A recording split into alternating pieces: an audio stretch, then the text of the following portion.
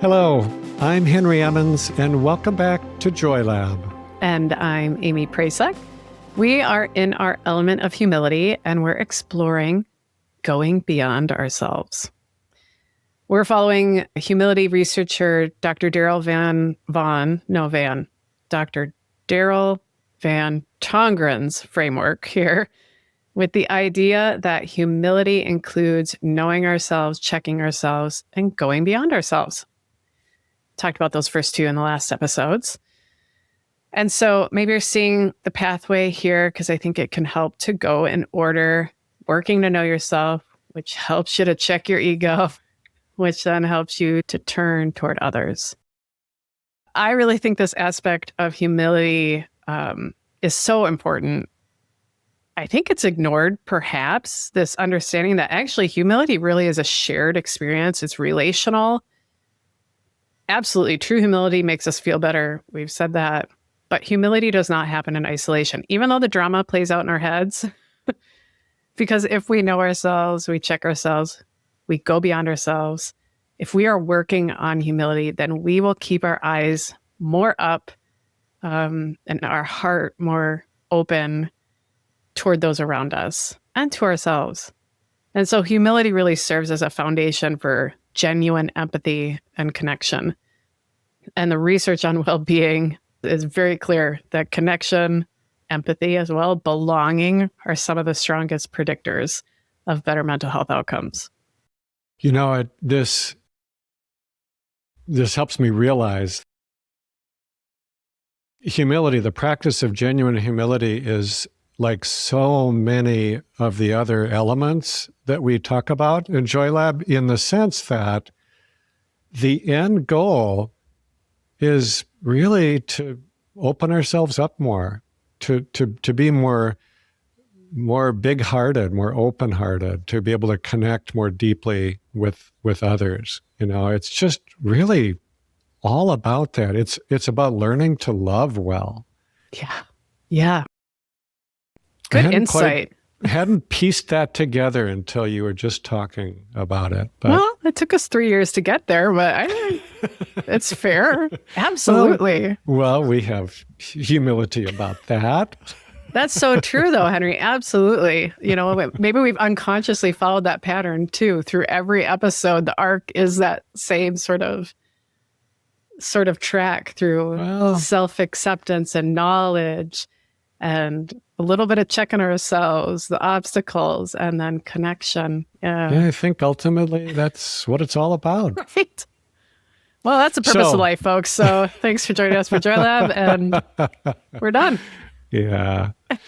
So this is where humility, I think, really shows its power, because all that inner work, knowing yourself, checking your ego, it's all a preparation for this. For being able to show up for other people with an open heart and clear eyes. Because empathy is not just something that's nice to have. It is essential for mental health, both yours and others. So when you can genuinely see another person, not just as a reflection of you, not as someone who simply agrees or disagrees with you, but as a whole human being with their own big inner world. When you can see that, something changes, something shifts. You become less isolated. The walls that we build up come down. You know, you remember you're part of something larger. I think this is partly why loneliness, we're learning, is so damaging to mental health. It's not just a lack of people around you. It is the experience of being cut off, separate, unable to make genuine connections. It's a sense of alienation, really. And humility, this capacity to go beyond yourself and truly see others for who they are, is the antidote to that. I'm just really hanging on what you said, Henry, that when we can genuinely see someone else, not as a reflection of us, not as somebody who disagrees or agrees with us, but like a whole human, and how that enriches us. To see beyond ourselves, what an opportunity for connection. Otherwise, we just like keep multiplying ourselves everywhere. And how irritating is that? I don't want more of me in the same room.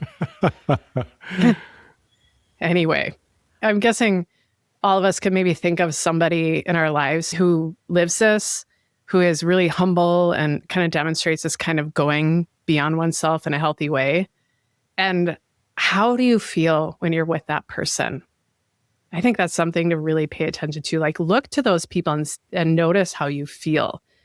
Somebody who sees you, they want your input, they value what you have to share. That's what humility does. When we approach others with humility, we become safer to be around. It opens the door to empathy. As you said, we can see others without so much junk clouding our vision. And all that creates more safety in our relationships. And safety is like the number one thing we need in so many ways. It's much of, how we're wired to move, what we're motivated by. But it's also a kind of doorway that allows us to grow, to tap into purpose and meaning in our lives, and to build stronger links and trust in relationships, in communities and workplaces. And yes, you might practice humility, going beyond yourself, and get burned by some narcissistic, self-aggrandizing person. But what's the alternative? To live in a traffic circle, defensively looping around for your entire life?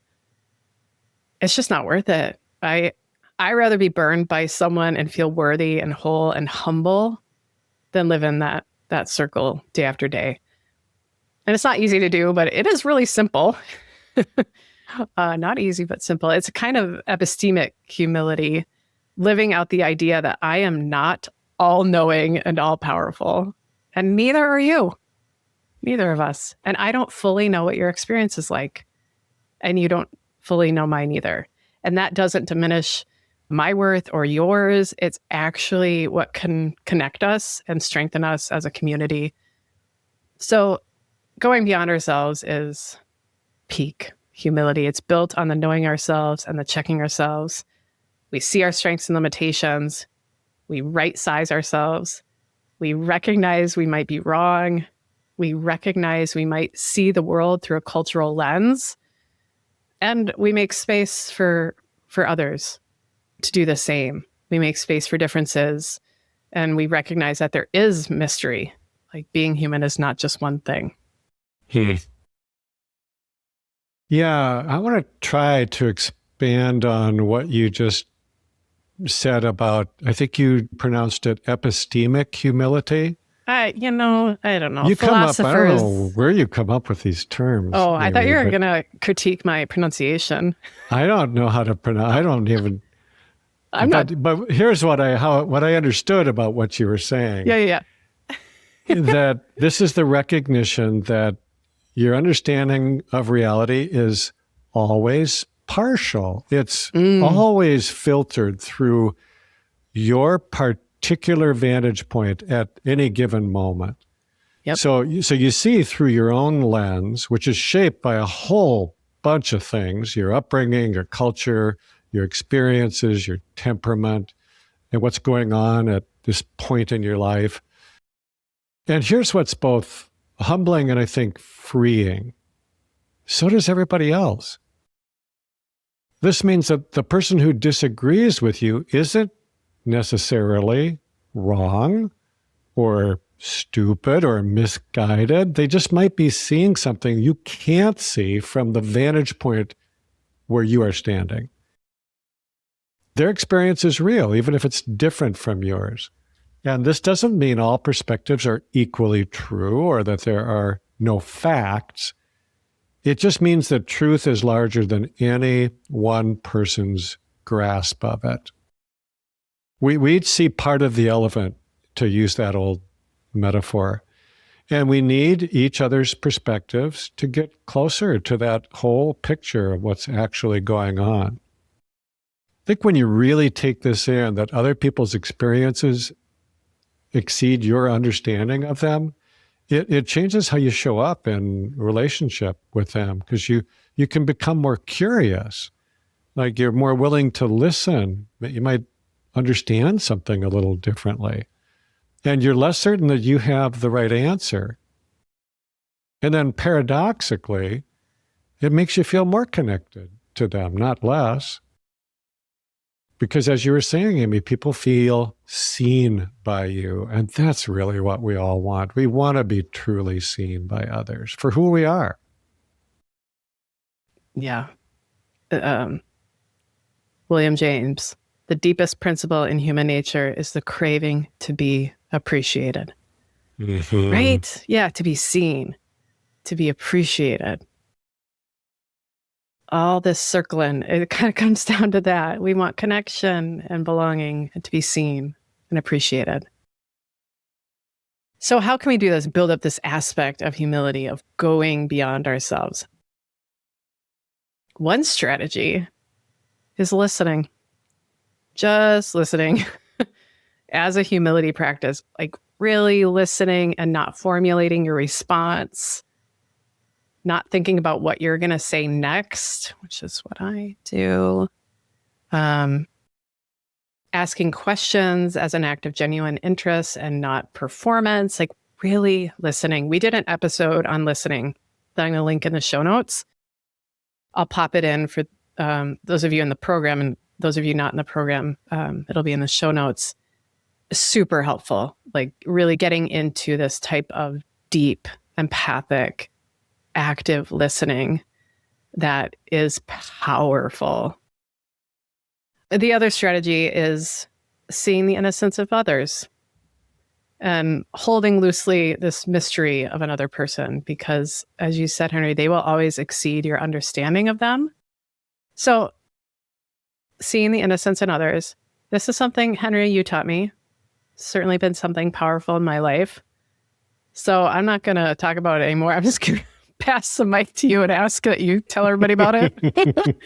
I mean, we talk about it in the program, but you're just way more eloquent about it. So will you talk about this, please? I will, but let me first share a quote that I just came across by Thich Nhat Hanh, which I think is such a beautiful, short description of how to really listen to others. You know, somebody who's maybe struggling with something, a friend or a loved one. It's just so beautiful. He said, listen until they empty their hearts. It's just, get everything out. Just allow that without interruption, without commenting or trying to make suggestions or fix or share our own stories. Just let them empty their heart. Oh, I just thought that was beautiful. Yes, that's it. Yeah. Thank you. So let me try to talk about what you were referring to, seeing the innocence in others. This is a practice that's really, really been helpful for me. And I use it in my work with clients. I use it in my life just generally. Because I believe, and I really do believe this after working with people for over 30 years, I believe it even more than I used to. Most people are doing the best that they can with whatever they have at any given moment. People are not trying to be difficult or hurtful or wrong. They're trying to navigate life with the tools that they have been given, the understanding that they have, the wounds that they're carrying. And when you can see that, when you can hold the awareness that this person before you is just trying to make it through, just like you are, just like I am, something in you softens. There's no need for irritation. There's no need for judgment. It just kind of quiets down. So that doesn't mean you have to allow for harmful behavior from another. Boundaries are still important. You don't have to become a doormat to people, but you can hold boundaries and still recognize the person's fundamental humanity. There's a phrase I find helpful that they're doing the best they can with what they know right now. Even if their best isn't really great at that moment, even if it hurts you in that moment, they're still trying. So holding that awareness, that's humility. It's going beyond yourself to see the person in front of you not as an obstacle or just an annoyance, but as another human being stumbling through this difficult, beautiful life just like you are. Yeah. We are all trying the best that we can. It's like hard wisdom to hold, but it's the wisdom I'd want somebody to hold when they see me messing up. Because darn it, I'm trying my best too. So yeah, it is a freeing perspective to take too. Well, if you're in the program, we've got a wonderful experiment for you. So head over there after this episode as we work on this, going beyond ourselves and these connection building practices. And I'll leave us with some wisdom from Rumi. This is what he wrote. You are not a drop in the ocean. You are the entire ocean in a drop. Thank you for listening to the Joy Lab podcast. If you enjoyed today's show, visit joylab.coach to learn more about the full Joy Lab program. Be sure to rate and review us wherever you listen to your favorite podcasts. Please remember that this content is for informational and educational purposes only. It is not intended to provide medical advice and is not a replacement for advice and treatment from a medical professional. Please consult your doctor or other qualified health professional before beginning any diet change, supplement, or lifestyle program. Please see our terms for more information.